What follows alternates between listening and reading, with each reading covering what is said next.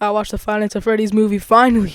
What's up, guys? It's Lolly Lord, and I'm not home, so I have to make this quick. But I just watched the Finance of Freddy's movie. It is currently Saturday, the 28th of October. It was incredible. I'm gonna say that right now. This is my spoiler-free thoughts, spoiler-free review. I'm gonna make it real short, but sum it all up. It was worth the wait, in my opinion. It was great. I had a lot of fun with it. But I do have some complaints that I'm gonna go over. The first thing is that, like, the biggest problem, it wasn't scary in the slightest. Not even, like, since I'm a FNAF fan, I got used to it. It just wasn't scary. It didn't try. Now, I know that it's PG-13, but still, it wasn't scary. There were, like, a few jump scares, little bits of blood, but that's it. Like, literally, I don't know if you count this as a spoiler or not, but I guess little tiny spoiler here. They start dancing at some point. Like, there's actually this dance segment for like a minute, and it makes it so out of place in this horror movie. That's definitely a bad thing. But also, another thing is that we got a Breaking Bad Skylar in here. Aunt Jane is like the worst character in like Five Nights at Freddy's history. Absolutely horrible. I hate her so much. She's annoying. She's stupid. I don't like her. Next thing, I got a alright thing. They did the story pretty well. In my bingo board, I put the Mimic and Remnant in there just for fun. I knew they weren't going to be in the movie, but I just did it anyways. They're not in the movie. That's good. I think they did the whole ghost children thing pretty well, and they also added new elements just for the FNAF movie. By the looks of it, it looks like the movie isn't canon, which is just an let's go. It looks like the movie has its own continuity. Talking about the individual characters, I thought that Mike was definitely the best character. I liked Mike a lot. Really fleshed out the whole thing with Garrett. It's really interesting, and he's just really cool in the movie. Matthew Lillard, also huge W, you know. Matthew Lillard is pretty great. He's only really in the beginning and the end of the film. He's not in the middle at all, but it's pretty dope. Abby is interesting because I don't know what to say about her. I might get like a theory out, like a couple theories for this movie. Abby is interesting, but I don't want to talk about her because I can't. Next up, there's Vanessa. Vanessa, I thought she was going to be really interesting, really cool. And she is, you know. She talks about the FNAF wiki, and yeah, that's pretty much it. She is a little more important around the end of the movie, but for most of it, she's just like explaining the whole FNAF thing. I think that might be all I have to say about the characters, so let's move on to other things now. So I talked about the story a little bit. Basically, it explains the whole ghost children thing. Golden Freddy doesn't play a big role, like doesn't play a role. I liked Abby and Vanessa because they were like the interesting characters, and they just talked about like FNAF and stuff, especially Vanessa, and that's cool. Wasn't scary at all. Sad. Corey Kenshin, huge W. Okay, no, I'm gonna say this right now. I was in the theater, right? Me, my friends, my brother. There were people behind us, people in front of us. It probably had at least 30 people in the theater. It was like the best theater experience ever. And when Corey came on, everyone was yelling. It was awesome. There is no post-credit scene. There is a thing during the credits, like at the end of the credits, but there's no, like, after the credits stop, don't continue, don't stay in the theater. There's nothing. I will say, the animatronics, if you saw like Daco's vlog or 8-Bit Ryan's vlog, Razabowski, in those vlogs, the animatronics are so expressive. It's amazing. They're not as expressive in this film. They're pretty cool though. Like, obviously, they are still really active, really dope, but like they could have had a little more expressions. There is no moment when the animatronics look weird, or they're just like, oh, why is he walking like that?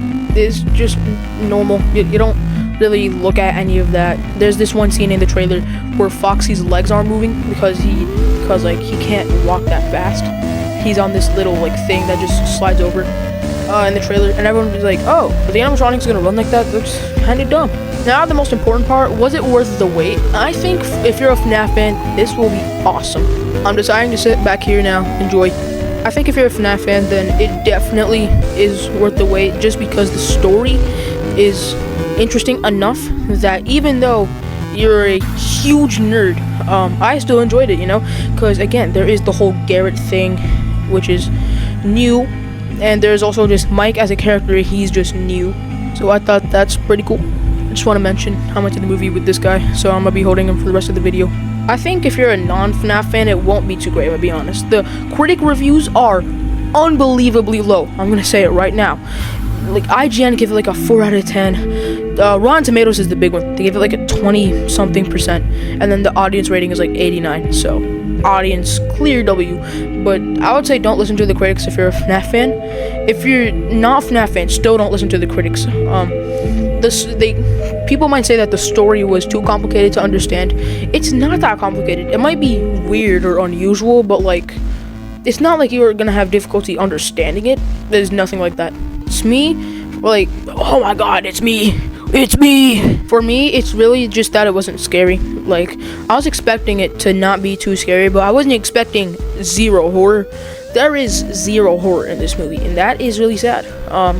It's like the one big thing I didn't like about the movie is that it wasn't scary, and especially if you're not a FNAF fan that's been waiting for this for years, and you're just someone like, ooh, Five Nights at Freddy's, it's a big game, I want to watch the movie, and then it's not scary, you're like, oh, that was a little disappointing.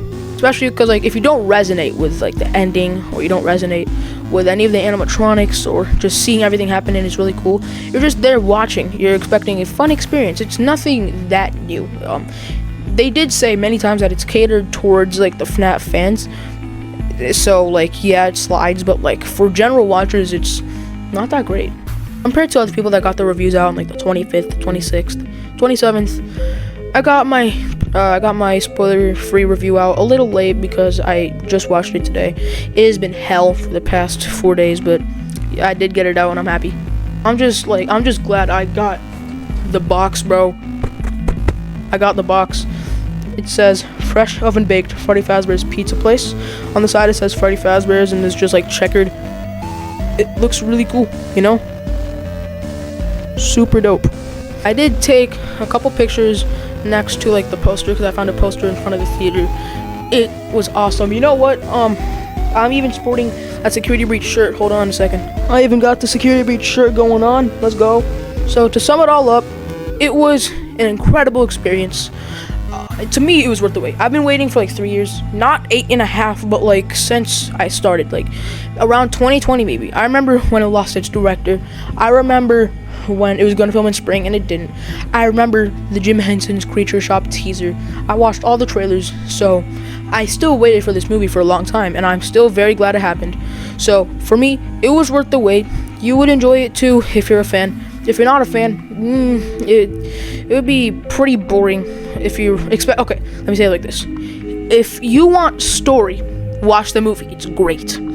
If you want action, watch the movie. There's some pretty action-full scenes. There's some scenes, I'd say about 30 minutes of action total, which is a very little amount compared to the hour 50 minutes, but like, I don't know. If you want a horror experience, I'm sorry. It's not scary. If you are like, okay, I want to be scared, let's watch Five Nights at Freddy's. No, I'm sorry. Well, obviously, I still want you to watch it, but like, probably on Peacock. I know I want to make the movie grow, but I'm just giving honest opinions. It wasn't scary. I will make a full review later when I get back home. Maybe next week. I'll get a full review out. It's gonna be long. In that, I will cover my bingo board. I'm just gonna say right now, my bingo board, as wild as it was, it does have a lot of spots are covered. But yeah, just while going with no expectations, because although we got a lot shown and we got a bunch of clips in the past month, there is still quite a bit that wasn't shown. And don't wait until after the credits. Just watch the credits, roll, and leave. That's all I'm really gonna say. Get the pizza. You know what? This pizza was like $10. I don't know. It's just a souvenir. Yeah, with that. Oh, sure. I gotta clap. Thank you all so much for watching. Dislike the video as much as humanly possible. And I'll see you in the next one. Five Nights at Freddy's. That's where you wanna be. I just don't get it. Why do you want to stay?